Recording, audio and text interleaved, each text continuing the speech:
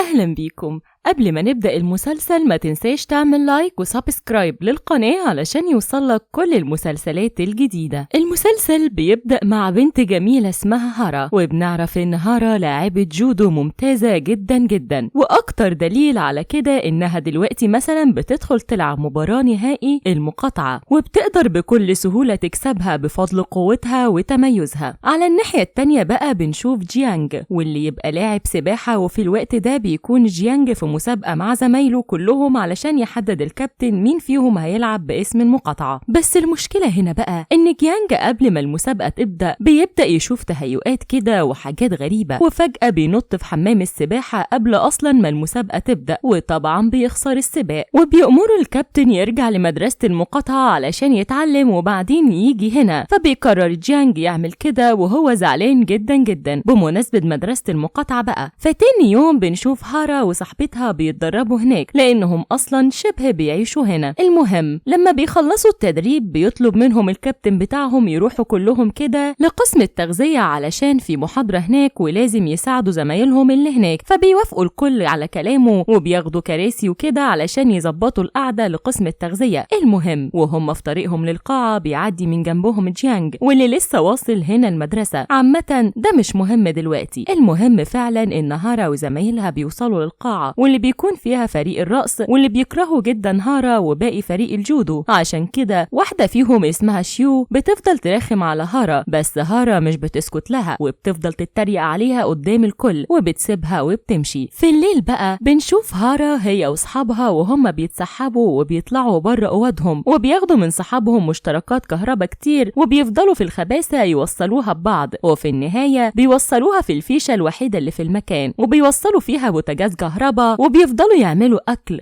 للعلم يعني هم بيسرقوا كده وبيستخبوا الجو ده لان اللي بيعملوه ده ممنوع بتاتا. المشكله بقى ان شيئو بتاعه فريق الرقص بتشوفهم فعلى طول بتبلغ المشرفه واللي بتجيلهم، فبتتصرف هارا بسرعه وبتاخد المشتركات كلها وبتهرب وبتروح تستخبى في غرفه الغسيل. بعد شويه بقى بيوصل لغرفه الغسيل جيانج واللي كان جاي ياخد ميه لان الميه قطعت عنده، بس المشكله ان جيانج بيشوفها وهي مستخبية فبيفكرها حرامية فبيمسك فيها وبيفضلوا يتخانقوا ويضربوا بعض. على الصوت بقى بتيجي المشرفة والأمن وبتقفشهم، وطبعا بتتضايق جدا وبدون تفاهم بتأمرهم ينظفوا مبنى المدرسة كلها كعقاب، فبيفضلوا ينظفوها فعلا وهم مضطرين. بعدها بتروح هارا وبتقعد في مكان قريب كده لغرفة الغسيل، فبتلاقي بالصدفة ان هارا وباقي فريق الرقص موقفين بنت من فريق الجودو وبيتهموها انها سرقت لبسهم. فبتروح لهم هارا وبتتخانق معاهم وبتمشي صاحبتها بكل شياكة والموقف بيعدي. بعدها بتكون قاعدة هارا مع اصحابها وبيرتبوا لبسهم وكده يعني، فبتكتشف هارا في الوقت ده ان في لبس من لبسها ناقص وبتكون شاكة ان في حد كده بيسرق اللبس، وان شيئو ما كانتش بتكذب لما قالت لبسها اتسرق. وغير كده بقى يا صديقي بتكتشف هارا انها ضايع منها اللبس بتاع التدريب واللي فيه عملة الحظ بتاعتها، ودي عملة كده دايما بتلبسها من زمان لانها بتجيب لها الحظ. عامة بسبب كده بقى بتفضل هارا واصحابها يقلبوا المكان حتة حتة على العملة دي بس من غير اي فايدة، فبيحبطوا وبتحس هارا باليأس جدا. لكن في الليل بتنسى كل ده وبتقرر هي واصحابها يهربوا من المدرسة ويخرجوا خروجة لطيفة كده في الليل. بس قبل ما يعملوا كده بيلاقوا المشرفة بتلف في المكان، فبسرعة بيهربوا منها وبيروحوا يستخبوا برضه في غرفة الغسيل. في الأثناء دي بقى بنشوف ان جيانج وواحد من صحابه برضه بيحاولوا يهربوا من المدرسة علشان يقضوا وقت لطيف كده، وخليك فاكر الحوار ده لقدام. المهم بنرجع بقى لهارا واللي بعد ما بتمشي المشرفة من عندها بتلمح هي واصحابها ان في شخص معاهم في المغسلة، وبيعرفوا على طول ان الشخص ده هو الحرامي اللي كان بيسرق لبسهم. فعلى طول بتطلع هارا تجري وراه وهو بيجري منها، وفي سكة الحرامي ده بيلاقي جيانج في وشه، فبصنعة لطافة بيحط اللبس اللي سرقه في جاكيت جيانج وبيهرب بسرعة. بعدها بتيجي هارا وبتشوف جيانج لابس زي لبس الحرامي بتفكره هو الحرامي، فبتمسك في خناقه. ده غير انها بتلاقي اللبس المسروق في جيبه فبتتأكد انه الحرامي، وبيروحوا سوا للمشرفة واللي بتراجع الكاميرات لكنها مش بتقدر تحدد منها هل جيانج ولا لأ، فبناء عليه بتقرر انها مش هتعمل حاجة لجيانج لحد ما تتأكد، وده اللي مش عايزاه هارا. فبناء عليه بتفضل تطلع لجيانج في كل مكان وهي ماسكة يافطة مكتوب عليها منحرف وحرامي، وبتفضل كده بقى تطلع له في كل مكان وبتفضحه حرفيا علشان تجبره يرجع اللبس اللي سرقه وتقدر ترجع عملة الحظ من تاني. بس لأن جيانج مش هو الحرامي فكل الكلام ده بيضايقه وبيروح لهارا وبيتخانق معاها. بس وهو واقف بيتخانق مع هارا هوب بيلاقي جيانج الحرامي معدي من جنبهم لأنه عامل هنا في المدرسة، فعلى طول بيعرف هارا إن ده الحرامي، فبيمشوا وراه وبيعرفوا مكان أوضته وبيستنوا لما بيخرج منها. بعد كده بيدخل جيانج وبيفضل يدور في المكان على اللبس لحد ما بيلاقيه، وبيلاقي مع اللبس كمان عملة الحظ بتاعت هارا. في اللحظة دي بقى أول ما بيشوف العملة هوب بيفتكر ذكريات الماضي لما كان طفل، وبنشوف إنه في مرة راح صنع عملة الحظ دي واداها لهارا اللي كانت طفلة وبتدرس معاه في نفس المدرسة، وعرفها جيانج وقتها إنه هيسيب المدرسة وهيسافر مع أهله في المدينة. فزعلت هارا لأنها كانت بتحبه وأهدته عروسة كده على شكل سمكة، وبكده بنعرف إن جيانج وهارا كانوا بيحبوا بعض وهم أطفال لأنهم كانوا في نفس المدرسة، بس طبعا ما كانوش يعرفوا ده حاليا، فبسبب كده حصلت كل المشاكل دي بينهم. في نفس الوقت ده بيرجع العامل للمنحرف وبيكون هيدخل أوضته، فبسرعة بتروح هارا توقفه، فبيتخانقوا سوا وبتضربوا هارا وبتوقعوا على الأرض، ومش بيعدي وقت طويل وبتوصل الشرطة وبتعتقل العامل ده. أما جيانج بقى فبيكون اتصف في رجله بسبب إنه هو بيجيب العلبة اللي فيها اللبس وقع، بس ده مش بيفرق معاه وبيفضل بس يتكلم مع هارا وبيسألها لو فاكراه أو بتشبه عليه، لكن هارا ما بتكونش فاكراه نهائي ومش بتهتم أصلا بكلامه، وبتدخل بس لغرفة العامل وبتفضل تدور على عمرة الحظ بتاعتها. وقتها بيطلع لها جيانج العملة وبيعرفها إنها معاه، لكنه مش هيديها لها وهياخدها كتعويض عن سمعته اللي شوهتها لما اتهمته إنه حرامي. ومش بس كده، لا ده جيانج كمان بيطلب منها إنها تساعده وترعاه لحد ما يخف علشان تعوضه عن اللي عملته معاه. فبتوافق هارا وبتاخده وبتروح للدكتورة لين واللي بتكشف على رجله وبتربطها له وبتعرفه إنه هيضطر يمشي فترة بعكازات. فبيعرف جيانج هارا إنها طول الفترة دي هترعاه وإلا هيشتكيها للمديرة ويقول إنها شوهت سمعته، فبتضطر هارا برضه توافق. تاني يوم بتكون هارا في تدريبها عادي خالص، ولكن بتجيلها رسالة من جيانج بيطلب منها تحضر محاضرة كده المفروض كان هو اللي يحضرها، فبتقرر هارا فعلا تحضر المحاضرة دي. بس المشكلة إن الدكتورة اللي بتشرح لها بتفضل تسألها وهي طبعا مش بتعرف تجاوب، فبتبعت لجيانج واللي بسرعة بيجي للمحاضرة وبيعرف الدكتورة إن هارا مش بتدرس معاهم هنا لكنها قريبته جت بس عشان تحضر مكانه. وقتها بتعدي الدكتورة الموقف وكأن ما حصلش أي حاجة. بعد كل الكلام ده بقى بشوية بيجي لجيانج واحد قريبه اسمه الدكتور مينج، وده دكتور تغذية بيدرس للطلاب هنا برضو. المهم إن مينج بعد ما بيطمن على جيانج بياخد من عنده شمسية كده علشان تحميه من المطرة وبيسيبه وبيمشي. في نفس الوقت ده بقى بتكون هارا مع عمها في المدرسة وبيطلب منها عمها تروح لمحل موسيقى كده وترجع آلة التشيلو اللي اشتريتها من هناك لأن ما عندوش وقت. فبتوافق هارا على كلامه وبتاخد التشيلو وبتتحرك في طريقها، وبتفضل المطرة تمطر عليها وما بيكونش معاها شمسية فبتتبهدل خالص.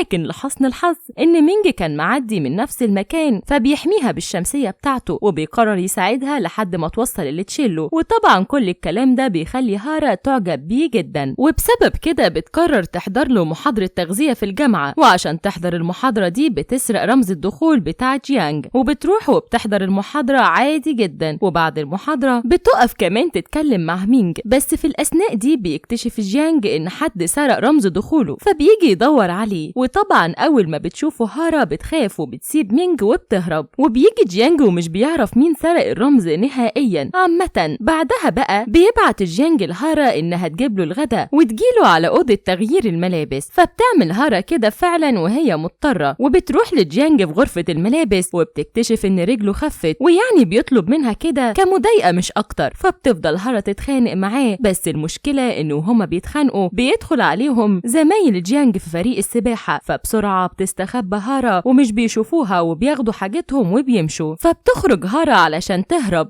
لكن الغبية بدل ما تخرج من غرفة تغيير الملابس بتدخل بالغلط للحمام وبتفضل تصرخ، وكل الطلاب بيعرفوا إنه معاهم بنت في الحمام فبيخرجوا يجروا وراها وهي تجري منهم لحد ما بتوصل لحد جيانج، واللي وسط ده كله مش بيفرق معاه وبيمسك هارا وبيفضل يتصور معاها سيلفي بمنتهى اللامبالاة. وبعدها بيخرجوا عادي خالص من المكان، وهنا بتطلب هارا من جيانج العملة بتاعتها، بس جيانج بيرفض يديها حاجة وبيعرفها إنه صورها الصورة دي علشان تفضل تعمل له كل حاجة هو عايزها وإلا هينشر الصورة ويخلي الكل يشوفوها وبيسيبها بيسيبها وهي بتموت من الغيظ وبيمشي. بعدها بشوية بتروح له هارا تاني وهي معاها أكل طلبه منها، والمرة دي بقى بيوريها جيانج إنه صنع من الصورة مكعبات كده، وبيعرفها إنه كل ما هتعمله طلب هيديها جزء من المكعبات دي لحد ما يخلصوها، وساعتها مش هيطلب منها حاجة تاني. فبتضطر هارا توافق وهي مجبورة. على الناحية التانية بقى بنشوف بنت كده اسمها سون بتروح وبتنضم لفريق الرقص، وبعد ما بتخلص عرضها بتخرج سون للجامعة وبتفضل تفتكر ذكرياتها مع جيانج، وبنعرف هنا إنها كانت حبيبة جيانج زمان، بس ده مش مهم دلوقتي. المهم إنها لما بتخلص بتاخد بعضها وبتروح على غرفة السكن بتاعتها، وبتكون دي نفس غرفة هارا لأنها بقت شريكتها فيها، وبتتعرف على هارا وبتظبط لبسها وحاجتها في الأوضة. في نفس الوقت ده بالليل بيبعت جيانج لهارا إنه محتاج حاجات عند مكان تدريب السباحة، فبتقرر تروح تديله الحاجات دي. في نفس الوقت بيكون جيانج عند حمام السباحة، وهناك بتجيله سون وبتحاول تتكلم معاه، لكنه بيقابلها مقابلة جافة جدا، وده بسبب إنها سابته زمان ولسه لحد دلوقتي ما سامحهاش. المهم وهم واقفين بقى بتوصل هارا وبتشوفهم فبتستخبى وبتفضل تتفرج عليهم، بس لسوء الحظ بيبعت لها جيانج في الوقت ده رسالة بيستعجلها، ولأنها في مكان قريب منه هو وسون فبيسمعوا صوت الرسالة. وقتها على طول بتهرب هارا من المكان، بس بتكون سون خلاص عرفت إنها على علاقة بجيانج، فبتروح لها سون وبتسألها إيه علاقتك بجيانج أصلا، فبتعرفها هارا إنها يعني بتقدم له خدمات كده من وقت للتاني مش أكتر. فبتطلب منها سون لو طلب جيانج منها أي حاجة تقول لها لأنها بتحبه وعايزة يعني تحاول ترجع له، فبتوافق هارا. وفعلا بعد كده كل ما بيطلب جيانج حاجة من هارا تروح سون تديها له، وبنشوف إن في الوقت ده مدرب جيانج بيشوف سون رايحة لجيانج، وده بيضايقه لأنه كان بيحب سون زمان، بس في المجمل مش بيعمل حاجة يعني لجيانج. وبتفضل الأيام تعدي وكل ما جيانج يطلب حاجة من هارا تجيله سون، وده بيضايق جيانج، فبيروح يتكلم مع هارا وبيقول لها إنه مش هيديها باقي المكعبات لو بعتت له سون تاني، لكن هارا ولا بتهتم وبتسيبه وبتمشي. وبيفهم جيانج إن في حاجة غلط وبيروح يشوف المكعبات كده، فبيكتشف إن هارا سرقت منه المكعبات اللي عليها وشها، وبكده هي حرفيا ملهاش لازمة معاه لأنه مش هيقدر يثبت إن البنت اللي في المكعبات دي تبقى هارا، وبالتالي بيقرر إنه مش هيطلب منها حاجة وبيحاول يقرب ليها بشكل مختلف. وبعد فترة بقى على كل ده بيروحوا كل اللي في المدرسة علشان يشاركوا في مرسوم كده، والكسبان المفترض إنه هياخد $1000، وبتكون هارا محتاجة المكافأة دي جدا، فبيقرر جيانج يساعدها في السباق، وفعلا بيساعدها كتير جدا لحد ما بتكسب. وبناء عليه بتبعت لجيانج إنها تروح مطعم كده وبتدعوه يعني يجي يتغدى معاها هي وصاحبتها وهتعزمه، فبيفرح جيانج وبياخد واحد صاحبه علشان يتغدوا معاهم. في نفس الوقت ده بنشوف إن هارا واصحابها في المطعم بيتخانقوا مع كام شاب كده بيضايقوهم، وبيوصل جيانج في الوقت ده فبيتخانق مع الشباب دول، وبياخد هارا وبيهربوا من المكان وبيروحوا الماركت وبيستخبوا فيه. ولما بيتأكدوا إن الدنيا أمان بيخرجوا بقى علشان يرجعوا لأتوبيسات الجامعة، بس بتكون الكارثة إنهم بيلاقوا الأتوبيسات مشيت من غيرهم ونسيوهم خالص، فبيتجننوا وما بيكونوش عارفين يعملوا إيه. وفوق كل ده بتكون هارا ناسية موبايلها في الجامعة، أما جيانج فموبايله بيكون فاصل، والحل الوحيد وقتها إنها يباتوا في فندق وتاني يوم يرجعوا الجامعة، وده اللي بيعملوه فعلا. وبيباتوا في فندق كده كان موجود في نفس المنطقة، وتاني يوم بيتحركوا سوا على الجامعة وبيقدروا يدخلوا وسط الطلاب في الطابور من غير ما حد ياخد باله، والموضوع بيعدي على خير. بعدها بقى بيبدأ جيانج يبعد عن هارا لأنه بيحس إنه بيضايقها وهي مش متقبلاه. بس الغريبة بقى إنه كل يوم لما بيروح جيانج على تدريبه بيلاقي في غرفة تغيير الملابس حد سايب له أكل، فبيستغرب وبيفتكر إن سون هي اللي بتعمل كده، فبياخد بعضه وبيروح لسون وبيسألها لكنها بتعرفه إن مش هي، فبيستغرب جيانج أكتر وبيقرر يروح للمطعم اللي الأكل ده بيجيله منه يمكن يعرف مين اللي بيبعته. ولما بيروح للمطعم ده بيكتشف إن هارا شغالة هناك، فبيعرف طبعا إن هي اللي بتبعت له الأكل، فبناء عليه بعد ما بتخلص شغل بيتكلم معاها وبيطلب منها ما تعملش كده تاني، فبتوافق. بعدها بيروح جيانج على تدريبه وبيلاقي إن هارا فعلا ما جبتلوش أي أكل، فبيتضايق لأنه كان فاكرها هتفضل تبعت له وهتهتم بيه، فبيقرر في اللحظة دي بقى إنه يحاول يقرب لها بحيث يعني ما تبعدش عنه. بس هيقرب لها إزاي؟ سهلة، بيروح للصيدلية بتاعت أبوه وأمه وبيعمل لهم نظام كده أبليكيشن للصيدلية للتوصيل، وبيعرفهم إنهم كده بس هيحتاجوا عامل توصيل وهو هيقدر يجيب العامل ده، وبيسيبهم وبيمشي. وبيكون مقرر إن عامل التوصيل يكون هارا، فعلى الأساس ده بيعمل إعلانات وبيفضل يحطها في كل مكان بتعدي منه هارا. وفعلا هارا بتشوف الإعلان وبتقدم على الشغل في الصيدلية، واللي بيكون بيرد عليها هو جيانج، واللي بيعرفها إن المرتب هيكون عالي. وللعلم يعني المرتب أصلا مش عالي، ولكن جيانج هيزوده لها من معاه علشان بس تشتغل في الصيدلية. وفعلا بتقبل هارا العرض وبتشتغل في الصيدلية، وما بتكونش عارفة أصلا إن جيانج هو اللي موظفها. عامة بعد فترة بقى من كل ده بنشوف إن هارا لسه بتفكر في مينج قريب جيانج وبتحبه، وعشان كده بتحاول تقرب منه. زي النهاردة مثلا بتروح له على العيادة بتاعته وبتعمل نفسها إنها جاية تكشف عادي، وبتتفاجئ لما بتلاقيه وبتقعد معاه وبتخليه يكشف عليها، وبتفضل تتكلم معاه كتير كتير. تاني يوم بقى بتروح هارا على تدريبها، بس النهاردة بيكون مختلف وعصيب، لأنها بتتفاجئ إن في مدربة جديدة جت، وبتكون مدربة صارمة جدا وبتفضل تدربها هي واصحابها تدريبات شاقة، وبسبب كده بيتعبوا جدا. لكن هارا مش بتحط في بالها عادي يعني، وبتاخد بعضها وبتروح لأوضتها وبتشوف لبس جديد جايباه وبتكون فرحانة بيه جدا وبتلبسه، وبتروح استشارة جديدة عند الدكتور مينج. وبعد ما بتخلص الجلسة بتهديه هارا هدية وبتسيبه وبتمشي وهي مكسوفة. أما دكتور مينج فبيخرج وبيقابل جيانج، واللي بيشوف الهدية فبيسأله مين جابها لك، فبيعرفوا مينج إنها مريضة جديدة عنده، ويعني في بينهم إعجاب. فبيفضل جيانج طبعا يرتريق عليه زي أي صاحب أصيل. تاني يوم بقى بتكون هارا بتتدرب، وبالصدفة بتقابل جيانج ومعاه عجلته، فبتطلب منه يوصلها المحطة، فبيوصلها فعلا وبيسيبها وبيدخل محل كده يفطر. بس بعد شوية بيلاقي هارا جاية ومغيرة لبسها ولابسة لبس شيك جدا، فبيستغرب وبيقرر يعرف هي بتعمل ايه بالظبط. فبيمشي وراها لحد ما بيلاقيها وصلت عند عيادة مينج، فبيستغرب جدا وبيدخل لها في العيادة وبيعرفها ان دي عيادة قريبه، وبيسألها بتعمل ايه. فبتحاول هارا تكذب عليه وتقوله اي حاجة لحد ما هوب بيدخل عليهم مانج. وقتها بيتكلم جيانج وبيقوله انه يعرف هارا لانها زميلته في الجامعة، بس بسرعة بتسكته هارا وبتعرف مينج ان جيانج زميلها في الابتدائي مش اكتر، وده يا صديقي لان هارا كذبت على مينج وقالت له انها بتدرس في معهد الموسيقى، بحيث يفتكر انهم اتقابلوا صدفة وما يفهمش انها اصلا بتلعب عليه من زمان علشان تحاول ترتبط بيه. المهم جيانج فعلا مش بيقول حاجة وبيستنى مينج يمشي، وبيتكلم مع هارا وبيعرفها انه فهم انها بتشتغل مينج علشان ترتبط بيه، وبيعرفها انه مش هيعدي الحوار ده على خير. فبتخاف هارا وبتقوله طب بص ما تقولش لحد عن الموضوع ده، ولا عن اني باجي هنا علشان اعمل حمية غذائية، لان طبعا هتكون عيبة في حقها ان حد يعرف انها بتعمل دايت علشان تخس. وبتعرفه انها في المقابل هتعمل اي حاجة هو عايزها. وطبعا بيلاقيها جيانج فرصة، فبيقول لها من عيني بس كده مش هقول لحد. وبعدها بقى بيفضل جيانج في الجامعة يضايقها كل ما يشوفها،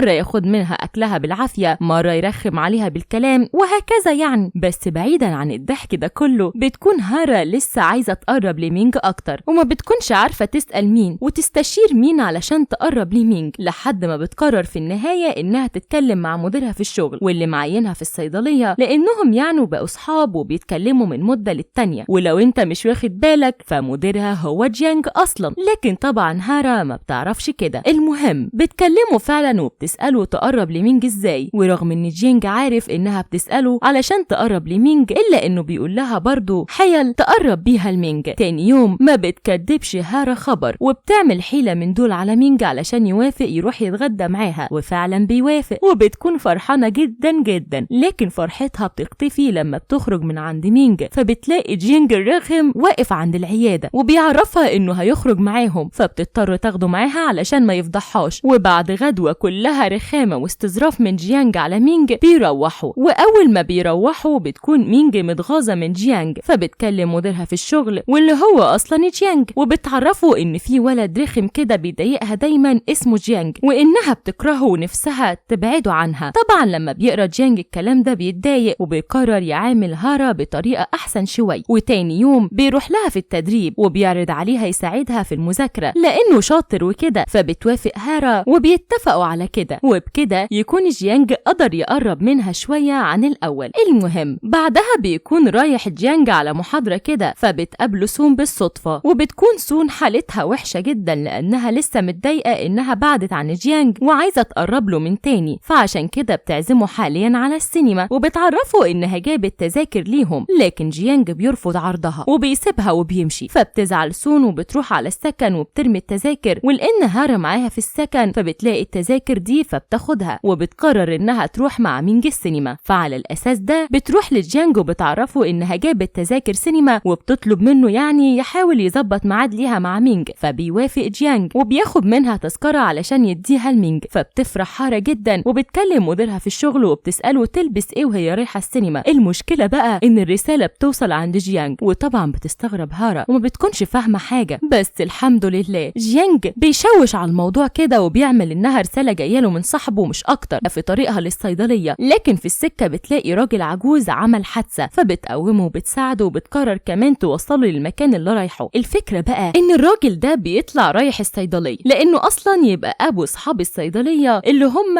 أم وأبو جيانج. المهم الجد بقى بيقعد مع هارا وبيكون معجب بيها بسبب مساعدتها ليه، فبدون مقدمات كده بياخدها تتغدى معاه في البيت، وهناك بيعرفها إنه عنده حفيد من سنها وبيدعوها الموعد معاه بحيث يتعرفوا على بعض يمكن يتجوزوا. وطبعا بيكون قصده على مين؟ على جيانج. لكن هارا ما تعرفش كده طبعا، بس في كل الأحوال بتوافق على المقابلة. بعدها بقى بيروح الجد وبيقعد مع جيانج وبيعرفوا إنه جايب له عروسة لقطة واتفق معاها على ميعاد يقابلها. فبيتضايق جيانج لكنه بيوافق على كلام جده. بعدها بيكلم واحد من صحابه وبيطلب منه يروح هو الميعاد ده ويطفش العروسة، وفعلا الأخ ده ما بيتأخرش وبيقابل هارا على أساس إنه حفيد الجد وبيطفشها. بعد شوية بقى بيروح جيانج على المطعم بحيث يقابل صحابه ويشوف عمل إيه، لكن صاحبه بيكون ماشي وهاري هي اللي موجودة. فبيتوتر جيانج وبيعرفها إنه جاي هنا يتغدى يعني مش أكتر. فبتقعد جيانج معاه وبيفضلوا يتكلموا. بس المشكلة إن وسط ما هم قاعدين بتيجي مكالمة لجيانج من صاحبه وبيعرفوا كل اللي حصل مع هارا. طبعا هارا بتتصدم وبتفهم إن جيانج كل ده كان مدير الصيدلية اللي بيكلمها لكنه مش معرفها. بس جيانج بيلحق نفسه بيعرفها إنه مرضيش يقول لها علشان ما تتحركش يعني تشتغل عنده. فبتقتنع هارا بكلامه وبتعديها له، لكنها بتطلب منه أكيد يظبط لها ميعادها مع مينج. فبيوافق جيانج. بعدها بنشوف مينج بيجهز نفسه علشان يروح المقابلة، بس في الأثناء دي بتجيله مكالمة من الدكتورة لين بتعرفه إنها عايزاه ضروري، فبيضطر يروح لها. وللعلم يعني جيانج هو اللي خلى لين تكلمه علشان تفضيله الجو ويروح هو لهاري وبيدخل معها السينما. وطبعا بتكون هاري متغاظة جدا، وبسبب كده وهم مروحين بتعطس في وشه عن قصد، فبيجيله دور برد قوي وبيقعده في البيت فترة محترمة. ولما بتعرف سون إنه مريض بتستغل الفرصة وبتروح لتشاو صديق جيانج وبتديله دواء للبرد علشان يديه لجيانج. فبيعمل تشاو كده فعلا، بس لما بيعرف جيانج إنه من سون فبيروح يرجع لها الدواء وبيطلب منها تبطل تهتم بيه وتشوف حياتها لأنه عمره ما هيرجع لها، وبيسيبها مصدومة وبيمشي. وبنشوف إن هارا بتشوف كل ده لأنها كانت معدية في المكان بالصدفة، وبتكون هارا متضايقة على جيانج لأنها بتحس إن سون كانت مزعلاه جدا ولأنها صعب عليها. فبتاخد مجسم سمكة زي اللي اديتهوله وهو صغير زمان وبتحطهوله في شنطة من غير ما ياخد باله بحيث يعني يجيب له الحظ وكده. وبعدها بيروح جيانج على مسابقة كده المفروض إنه مشارك فيها، بس الفكرة إنه هو قبل ما بيدخل المسابقة بيلاقي المجسم اللي حطيتهوله وده بيشجعه جدا، فبيدخل المسابقة وبيبدع فيها وبياخد ميدالية برونزية كمان. بعدها بيروح وبيقابل هارا وبيوريها الميدالية وبيكون فرحان جدا، فبتبارك له هارا. بعدها بتطلب منه يظبط لها ميعاد عشاء كده مع مينج، فبيتضايق جيانج لكنه بيوافق. بعدها في الليل فعلا بيتقابل هارا ومينج على العشاء في مطعم كده وبيقضوا وقت لطيف سوا. وفي نهاية اليوم بيوصلها مينج وبيمشي. ولما بتروح هارا على الجامعة بتكتشف ان في مصيبة، وهي ان كل اصحابها في فريق الجودو تعبوا فجأة بسبب وجبة سوشي جابتها ليهم المدربة. فبتروح هارا للمستشفى وهي مرعوبة وبتطمن على كل اصحابها وبتكون متضايقة جدا عليهم. تاني يوم بقى بيستدعي مدير الجامعة المدربة والمساعد بتاعها وبيهزقهم على المصيبة اللي حصلت دي. فبتعرفوا المدربة انها كانت مضطرة تجيب اكل للطلاب لان الجامعة وقفت التمويل بتاعهم ولان معهمش فلوس كتير، فجابت من اي مطعم وبسبب كده هم تعبوا. وبتعرف المدير انه لازم يهتم بفريق الجودو زي الباقيين، فبيعرفها المدير انه موافق وانه هيمول الفريق بافضل شكل، ولكن في المقابل لازم تجيب ميداليتين ذهبيتين في البطولة اللي جاية والا هتترفض. فبتوافق المدير على كلامه. ولما بتخرج من عنده بتتكلم مع المساعد بتاعها وبتعرفه انهم لازم يهتموا بهارا لان هي اكتر واحدة ممكن تجيب ميدالية ذهبية، وبتعرفه إنها تأكلها كتير وتزود وزنها علشان تشارك في المسابقة. وفعلا من تاني يوم بيفضلوا يجيبوا لها أكل كتير علشان تزود وزنها، وبتكون هارا متضايقة جدا لأنها أصلا بتروح لمينج العيادة علشان تخس، فدلوقتي هتتخن وهيكون شكلها وحش قدامه. وتعرف ده حقيقة لأنها بعد كام يوم بتروح لمينج العيادة وبيوزنها فبيلاقيها تخنت، وده بيضايقه، فبناء عليه بتقرر هارا تتصرف، فبتروح لجيانج وبتعرفه الموضوع كله، وبتعرفه إنها في أي وقت المفروض هتاكل هتديله هو الأكل ده. وفعلا بيبدأوا الخطة، والمفروض بتكون هارا رايحة المطعم علشان أبوها لأنه عارف إنها لازم تزيد علشان البطولة، فبيفضل يجبرها إنها تاكل. المهم إنها بتاخد جيانج معاها وبتخليه هو يفضل ياكل، وبيكون أبوها مركز مع ده ومش مبسوط، فبتقوم له هارا وبتقف معاه تشغله علشان ما يفضلش يبص لجيانج وهو بياكل ويحرجه. فبيستغل جيانج الفرصة وبيطلب ياكل كتير جدا وهو مبسوط طبعا. تاني يوم بقى بتيجي المدربة وبتوزن هارا وكل اصحابها، وبتكتشف ان هارا طبعا بتخس، وبتزعق لها وبتأمرها تلتزم بالنظام الغذائي وبتسيبها وبتمشي. بعدها بتروح هارا على المطعم مع اصحابها علشان يجيبوا اكل، وطبعا بتكون هارا مش عايزة تاكل لكنها ما بتكونش عارفة تضحك على اصحابها ازاي، لحد ما بتلاقي جينج في وشها فبتشاور له وبتخليه يقابلها وبتديله الاكل ده، وبكده تكون خدعت اصحابها. في نفس الوقت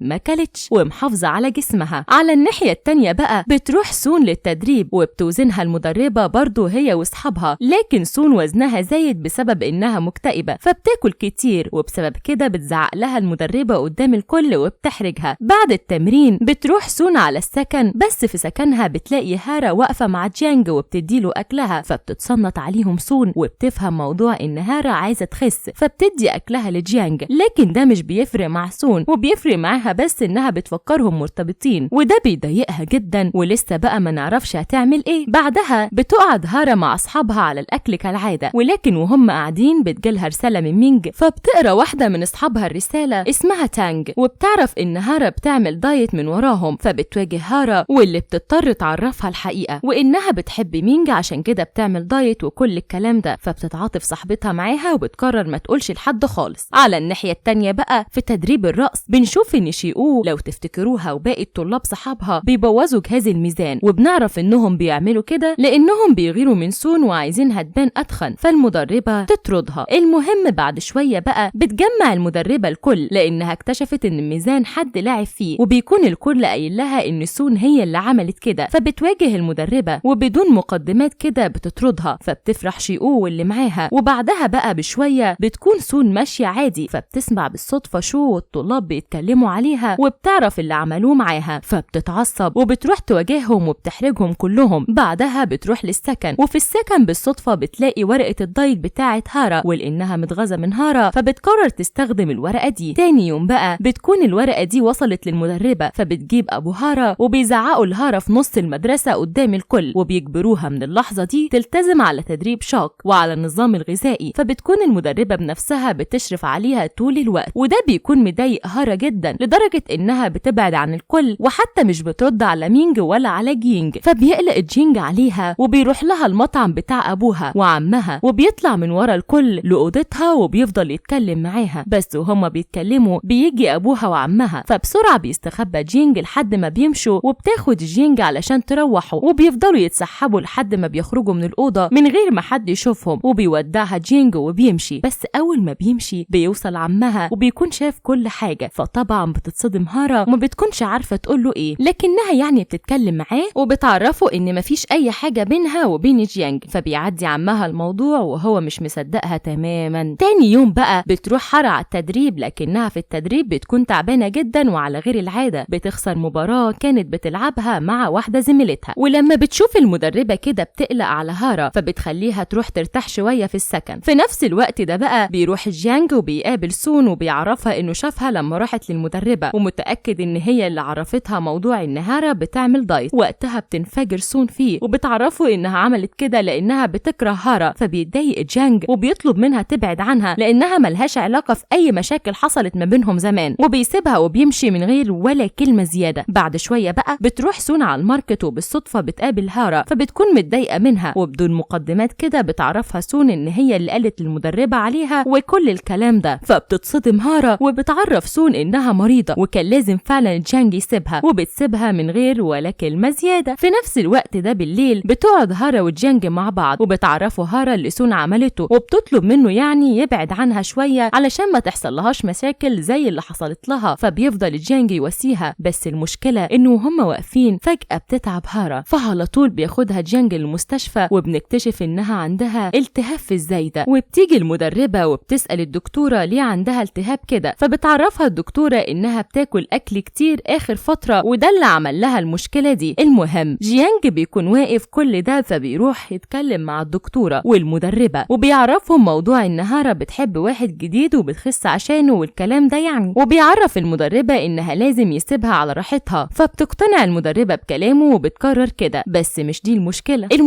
ان في نفس الوقت بتوصل تانج ونان صحاب هارا وبيسمعوا الكلام ده، فبتتضايق نان ان هارا خبت عليها وبتروح لها وبتواجهها. فبتفضل هارا صالحها يعني لحد ما بتعدي نان الموضوع، وبتعرفها انها خلاص مش زعلانة بس ما تخبيش عليها حاجة تاني. فبتوافق هارا. تاني يوم بقى بنشوف مدربة هارا وهي بتتمشى في الشارع عادي خالص، فبالصدفة بتقابل عم هارا واللي اصلا عارفها ومعجب بيها، فبيستغل الفرصة وبيعزمها على الغدا. مش بس كده، دول بيقعدوا كمان يشربوا طول الليل لدرجة ان المدربة بتتعب وبتنام من كتر الشرب. تاني يوم بتتكلم مع عم هارا وبتعرفوا انها مش عايزة حد يعرف اللي حصل، وبتسيبه وبتمشي. بس تعرف عم هارا مش هيسيب المدربة كده لانه خلاص حبها، فبياخد اخوه وبياخد اكل معهم من المطعم كتير جدا وبيروحوا يودوه للمدربة وكل الطلاب. فبتبدأ تحس المدربة ان عم هارا بيحبها ويعني بتعجب بيه شوية. في نفس الوقت ده بقى بنشوف ان هارا رايحة لدكتور مينج ومعاها ورد كده علشان تعتذر له، وتعرفوا انها كانت بتكذب عليه، وتعرفوا حقيقتها بشكل عام يعني لانها عايزة تبقى صريحة بعد كده. بس في اللحظة دي بترجع هارا في كلامها وبتسيب له بس الورد على العربية وبتمشي من غير ما تتكلم معاه. ولما بيلاقي مينج الورد ده فبيبعت صورته لجيانج، واللي بيتضايق طبعا ان هارا لسه بتحبه قوي كده لدرجة انها تديله ورد. عامة في الاثناء دي بتقعد المدربة مع هارا وبتعرفها انها عرفت موضوعها هي ومينج من جيانج، وبتعرفها انها متعاطفة معاها وعشان كده مش هتغصبها تزود وزنها، بس اهم حاجة توعدها انها هتاخد ميدالية. فبتفرح هارا وبتوعدها انها من غير ما تزود وزنها هتجيب الذهب. فبتفرح المدربة وبتشجعها على كده. تاني يوم بقى بتروح المدربة لعند ابو هارا وبتتكلم معاه وبتعرفه انها خلاص هتسيب هارا على راحتها ومش هتزود وزنها، وبتطلب منه هو كمان يعمل كده. فبيوافق الاب على كلامها. في نفس الوقت ده بالليل بتخرج هارا وبتقعد مع جيانج وبيفضلوا يتكلموا كتير عن الحب والعلاقات وكده، وبيفضل جيانج يعرفها ان اهم حاجة في الحب الصدق، ومش لازم تغير نفسها علشان حد، وانها بتحب الجودو يبقى لازم تكمل فيه وما توقفوش علشان بتحب شخص معين. وكلام جيانج ده يا صديقي بيأثر في هارا جدا وبتقتنع بيه لدرجة انها تاني يوم لما بتروح التدريب بتقابل مساعد المدربة وبتعرفه انها قررت هتزود وزنها لان ده هيكون افضل في البطولة. فبيفرح المساعد جدا وبيشجعها. بعد شوية بتروح هارا على استشارة جديدة عند مينج، وبتكون داخلة وناوية تعترف له بكل حاجة وانها مش هتيجي هنا تاني، لكنها بترجع عن قرارها في اخر لحظة. بعد كده بتخرج مع نان وتانج وجيانج وبيروحوا يقعدوا في مكان كده سوا، لكن هارا ما بتكونش مع الكل وعمالة تفكر تعمل ايه، لحد ما في النهاية بتاخد قرار وبتكلم مينج وبتعرفه انها مش هتيجي تاني علشان هتسافر بره البلد. فبيتمنى لها مينج التوفيق وبيقفل معاها، وبمجرد ما بيقفل بتنهار هارا وبتفضل تعيط. فبيجي لها جيانج وبيفضل يواسيها. بعد كده بقى بتفضل تعدي الايام وبنشوف ان هارا مش بتعمل حاجة طول الوقت غير انها بتتمرن وتاكل علشان تزود وزنها وبس، وبتفضل تتمرن كتير جدا لدرجة انها من كتر التدريب بتتصف كتفها. فعلى طول بيودوها تانج ونان للمستشفى عند الدكتورة لين، واللي بتفضل تكشف عليها وبتحاول تعالج كتفها. بس المشكلة هنا بقى انه هم قاعدين فجأة بيجي دكتور مينج، فطبعا بتتوتر هارا وعلى طول بتستخبى ورا الستارة. فمش بيهتم دكتور مينج وبيقعد يتكلم مع لين، لكنه بيطول في الكلام معاها وبتخاف هاري جدا انه يشوفها. فعلى طول بتقرر تتصرف وبتبعت رسالة لجيانج وبتعرفه كل اللي حصل. في نفس الوقت ده بيكون جيانج اصلا قاعد مع ناس صحابه في كافيه، لكنه بيكون مش طايقهم ومش عايز يقعد معاهم، فما بيصدق وبيتصل بمينج وبيعرفوا مكانه وبيعرفوا انه تعبان جدا ولازم يجيله حالا. فبيقلق مينج جدا وبيسيب اللي وراه واللي قدامه وعلى طول بيروح لجيانج وبياخد بياخده وبيمشي علشان يروحوا للبيت يستريح. وعند البيت بينزلوا مينج فعلا وبيمشي، فبيتصل جيانج بهارا وبيطلب منها يتقابلوا، فبتكون في التدريب لكنها بتقرر تقابله علشان الجدعنة اللي استجدعها معاها من شوية، وبتستأذن من المدربة وبتروح تقابله ببدلة الجودو أصلا ومش بتلحق تغير. لحد هنا تمام. اللي مش تمام بقى إن مينج بيكتشف إن جيانج نسى معاه شنطته، فبيرجع له بسرعة علشان يديها له، لكن بيلاقيه هو وهاري، وطبعا بيتصدم مينج إنها لابسة بدلة الجودو. وقتها بيفضل جيانج يكذب عليه ويقول له أي كلام، أما هاري فبتفضل تفكر مع نفسها لحد ما في النهاية بتلاقي إن دي فرصة مناسبة، فبتروح لمينج وبدون مقدمات كده بتعرفه إنها بتتمرن جودو مش موسيقى، وبتعرفه إنها عمرها ما عزفت ولا بتعرف تعزف أصلا، وبتعرفه كمان إنها كانت بتكذب عليه وبتطلب منه يسامحها، وبتسيبه مصدوم وبتمشي من غير ولا كلمة زيادة. وقتها بقى بيقعد مينج مع جيانج وبيفضل يسأله كتير جدا ليه هاري بتكذب عليه وبتعمل كل ده. هنا بقى بيفكر جيانج شوية، وفي الآخر بيقرر ما يقولش لمينج علشان ما يفضحش هاري قدامه. بناء عليه بيتحجج لمينج بأي حجة ملهاش أي لازمة إنه محتاج يمشي، وبيسيبه فعلا وبيمشي. بعد كده بيروح جيانج لهارا وهي بتتدرب علشان يتكلم معاها، لكنها بتكون زعلانة ومتضايقة ومش طايقة أي حد، فمش بترضى تقف تتكلم معاه. لكن جيانج بسرعة بيتصرف وبيعمل نفسه تعب فجأة، فبتقلق هارا وبتيجي تقف معاه، فبيستغل جيانج الفرصة وبيطلب منها يخرج معاها، فبتخرج معاه فعلا وبيروحوا سوا ياكلوا وبيفضلوا كمان يلعبوا. بعدها بيقعدوا في مكان وبيفضلوا يتكلموا سوا، وبتكون هارا متضايقة جدا ومش حاسة ان في حد بيحبها، فبيفضل جيانج يواسيها، لكن وهو بيتكلم بيتفاجئ ان هارا مش جنبه، فبيفضل يدور عليها لحد ما بيلاقيها في حانة كده وعمالة تشرب ومبهدلة الدنيا خالص. فبيتكلم جيانج معاها وبيفضل يسألها متضايقة من ايه، فبتفضل برضه تقوله انها متضايقة عشان مفيش حد بيحبها، وحتى الحد الوحيد اللي حبته اللي هو مينج ما حبهاش. وقتها بيتضايق جيانج وبيتكلم معاها وبيعرفها انه بيحبها، فبتتصدم هاري وما بتكونش عارفة تقوله ايه. ومع صدمة هاري دي بينتهي الجزء الاول من المسلسل اللي اتمنى يكون عجبكم. ما تنسوش تشتركوا في القناة وتفعلوا زر الجرس علشان يوصل لكم كل الفيديوهات الجديدة. سلام.